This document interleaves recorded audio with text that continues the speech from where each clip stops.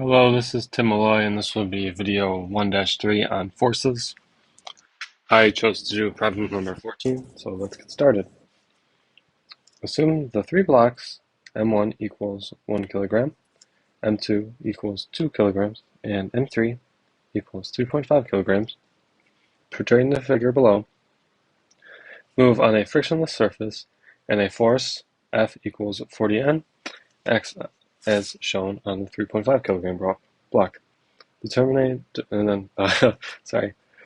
We get this interesting picture here, which involves a rope, and then also if the direction, if the motion is going in the, looks like I accidentally tapped the photo. If the motion is going in the right direction, then this mass 1 would be pushing this mass 2. I decided to label my givens, since they already drew the picture. That was really easy. I just threw the mass numbers on there, as well as the force value. So part A asks for us to determine the acceleration in the system. I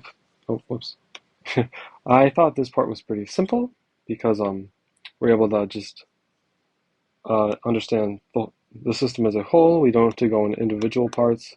Don't have to do that. Just the system as a whole.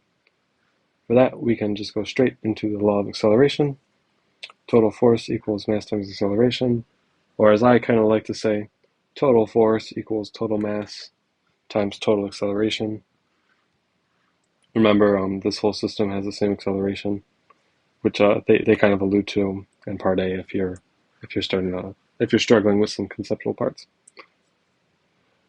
So we then divide by mass to get acceleration equals total force over mass.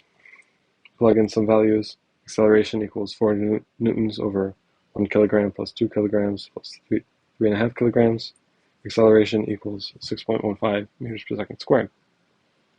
And then I plugged that into the website, and I got the correct answer.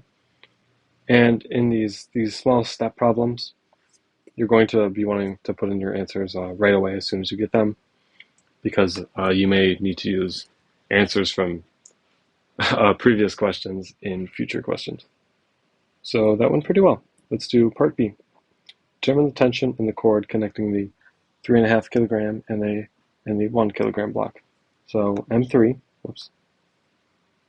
as well as M1. This is a bit tougher. Which block should we observe? Because we know that the tension force on these two objects will be equal, so we can observe either block. I think you should absolutely choose block 3, because we know that the force in the right direction is 40 newtons, and we can easily find mass times acceleration. Let's draw a free body force diagram, which I did here. We know that this normal force and this gravitational force are going to be equal. We have this force tension holding us back a little bit, but the net force should be greater than that tension force since the system is accelerating in the right direction, as we said earlier. So then we look at our horizontal equation. 40 newtons minus the tension force equals mass times acceleration.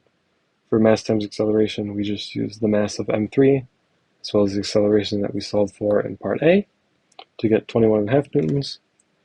Do some subtraction. Tension force equals 18.5 newtons, which is correct. Now on to part C. Determine the force exerted by the 1 kilogram block on the 2 kilogram block. So the force that this mass 1 is pushing M2 with. The only thing pushing M2 is M1. There are no strings or anything of that sort. So let's draw a free body force diagram on M2. Normal force, gravitational force are equal, and then we have normal force of M1 on M2 by M1. We look at our horizontal equation. This normal force by M1 equals mass times acceleration. We plug in mass. We plug in the mass of M2 and not M1, If we were plugging in the mass of M1, then we would be dealing with M1. We would be dealing with the M1 block. We're dealing with the M2 block right now. So 2 kilograms times the acceleration from earlier of the whole system, 6.15 meters per second squared, equals 12.3 newtons. Put that into the website, and we are good to go. So reflection. Solving for acceleration equals total force over total mass has become much more common this year. Last year, I remember using a lot of mass and acceleration to solve for force, but this year it's more, it's at least in that part A, we were definitely using total force over total mass.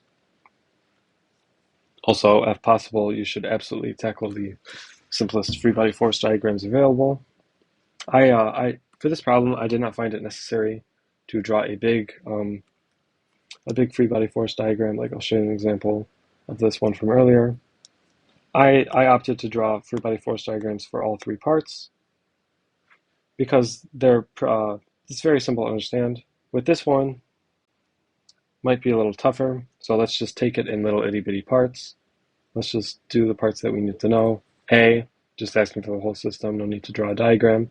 B, just asking about M3. And then C, just asking about M2.